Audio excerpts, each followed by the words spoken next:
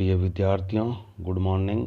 मैं डॉक्टर चंदन प्रकाश, लेक्चरर इतिहास विभाग, वीर विरमदेव राजकीय स्नातकोत्तर महाविद्यालय जालोर में अपने पर्सनल यूट्यूब चैनल पर आप सभी का हार्दिक स्वागत करता हूं। प्रिय विद्यार्थियों, आज हम BA part second paper first के अंतर्गत मुगल बादशाह जहांगीर के शासनकाल में नूरजहां तथा मुगल राजनीति पर उसका प्रभाव के बारे में अध्ययन करेंगे। जहांगीर के इतिहास की सबसे महत्वपूर्ण घटना जहांगीर के साथ 1611 ईस्वी में नूरजहां का विवाह है। विवाह के पश्चात यह विख्यात महिला मुगल साम्राज्य में सबसे अधिक शक्तिशाली और प्रभावशाली बनी रही। इसके शासन संबंधी मामलों पर असीम प्रभाव का उल्लेख करने से पहले यह अच्छा हो कि इस महिला का जीवन परिचय दिया जाए। नूरजहां का बचपन का नाम मेहरुनिसा था। उसका पिता गियास बेग फारस का रहने वाला था। वह बहुत गरीब था और अपने पिता ख्वाजा मोहम्मद शरीफ की मृत्यु के बाद अपने भाग्य को आजमाने के लिए अपनी गर्भिणी पत्नी, 2 बच्चों तथा एक लड़की को लेकर भारत की ओर चल दिया।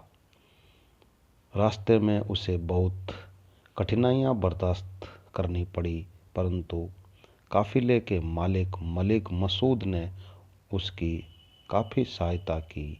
कंधार के निकट उसकी पत्नी अस्मत बेगम ने 1578 ईस्वी में एक और कन्या को जन्म दिया, जिसका नाम मेहरुनिसा रखा गया।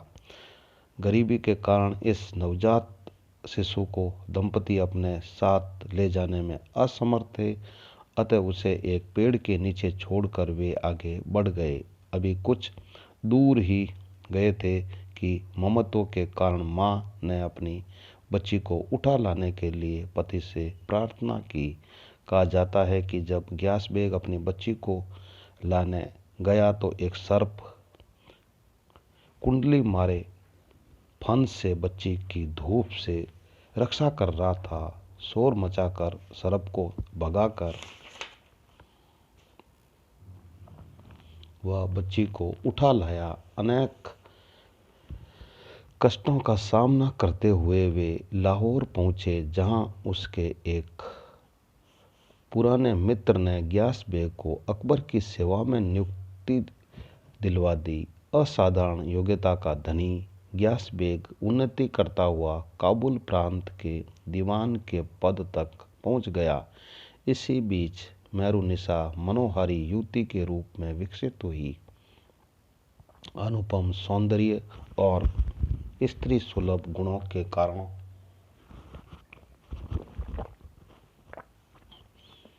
युवराज सलीम उस पर मोहित हो गया। उससे विवाह करना चाहता था, परंतु अकबर को यह सब अच्छा नहीं लगा। अतः मेहरुनिसा का विवाह 1594 ईस्वी में फारस से आए एक साहसी युवक अली कुली बेग से संपन्न हुआ, जिसे बाद में एक शेर को मारने के उपलक्ष्य में सलीम ने शेर अफगान की उपाधि दी।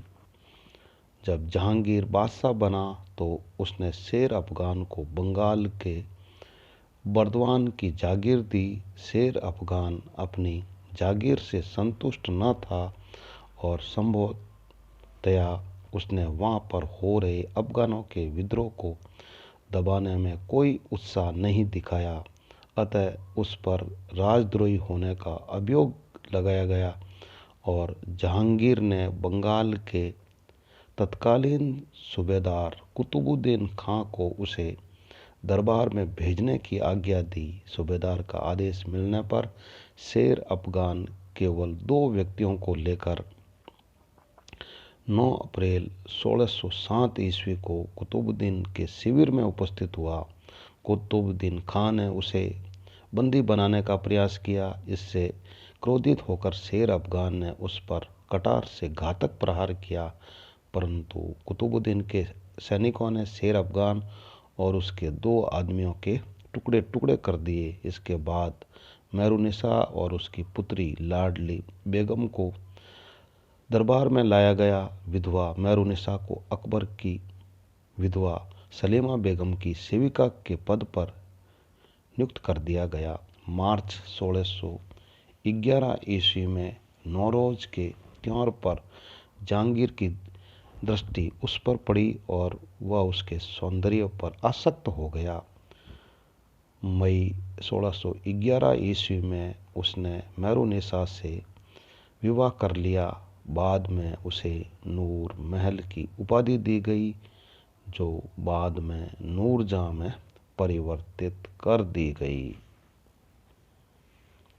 प्रिय विद्यार्थियों, इस प्रकार आज हमने मुगल बादशाह जहांगीर के शासनकाल में नूरजहां तथा मुगल राजनीति पर उसका प्रभाव के बारे में अध्ययन किया है। Very thanks.